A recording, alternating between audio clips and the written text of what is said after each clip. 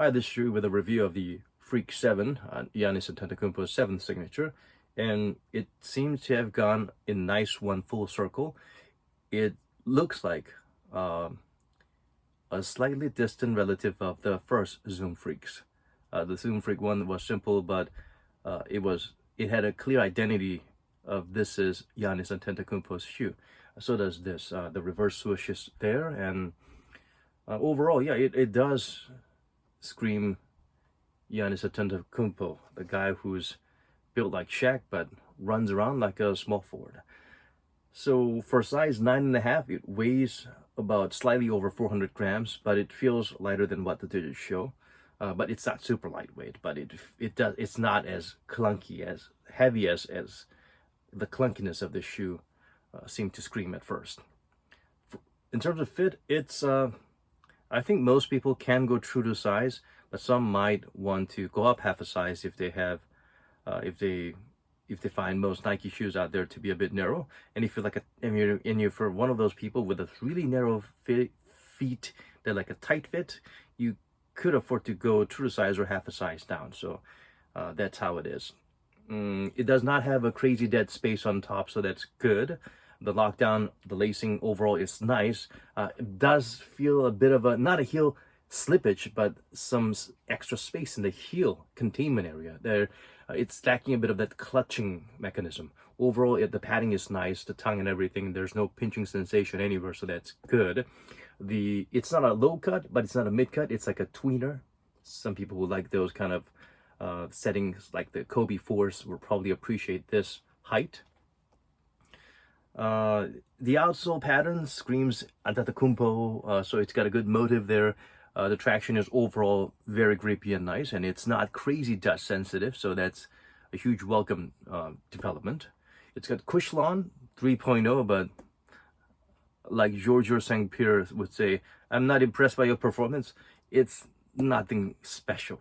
But the heel, Cushlon, is there. It compresses like putty. So it feels, immediately you feel that softness upon wear, and you can feel that compression and shock absorption as well. On the forefoot, it's very low to the ground. It's very similar to Book One, the Nike A1, Asia Wilson signature, which is also full Cushlon and nothing else. And also comparable to the Kyrie 2s and 3s, a bit of a heel zoom and nothing much on the forefoot, very low to the ground. But compared to shoes like Kyrie 2s or 3s, or maybe even slightly better than Book 1s, the forefoot, there's a little bit more give, a little bit more cushioning. But I would say this is very similar to Immortalities. It seems like a slightly roided up Immortality, but it still feels like a Immortality more than Freak. And it's comparable to Adidas settings like the Dawn issue, the recent Dawn issue models, very low to the ground, some good heel compression, nothing much on the forefoot. The insole is sort of like a tweener between Ortholite and EVA, and it's got a very suede top, so it firmly positions your foot and toe without letting you slide all over the place. So the insole, I think, is commendable, and it goes pretty nicely with the shoe. The forefoot cushioning is a bit enhanced with this, but still very low to the ground. It's not crazy breathable, but it's not that stuffy either. I think one of the bright sparks is, other than the design, which kind of reminds me of the Penny 2s and the KD 16s, there's a triple layer of outrigger mechanism that really contains your foot to prevent ankle rollover.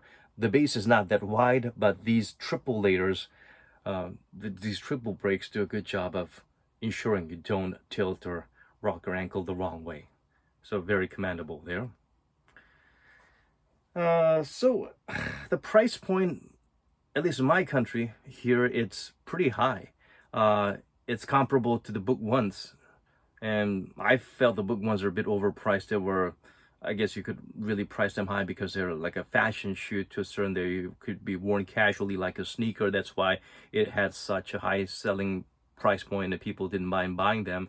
But this, it's a full-on basketball shoe. I mean, good design, the colorway, I think this works nicely. I think this is one of the better Freak series designs. There's no zoom in the forefoot. I wish they would have maybe put some zoom on the forefoot, or added some different density foam on the forefoot, because the forefoot is really, really flat. Overall, if you're those, okay, compared to the A1s have overall better cushioning. Heel similar, but forefoot, I think A1 has a little bit more bounciness and a little bit more rebound on the forefoot. The traction, though, I would say this is superior to A1. A1 has some groove patterns that might slip in certain angles, but this is multi-directional. So other than a weird price point of a shoe that's pretty much an Immortality, and Immortality you sell for like, you know, $60, $70, or they go on discounts for like $40. For this to fetch, like, over here it's about $120, $30. So that's a pretty high, steep price point for a shoe that has nothing much but just Cushlon.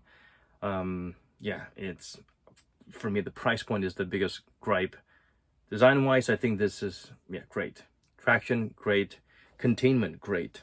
Cushioning, if you only care about heel shock absorption and you like nothing on the forefoot, and you like really like low profile shoes that let you stay low to the ground, yeah, that's a shoe you might want to consider. But you know, freaks will go on sale pretty fast.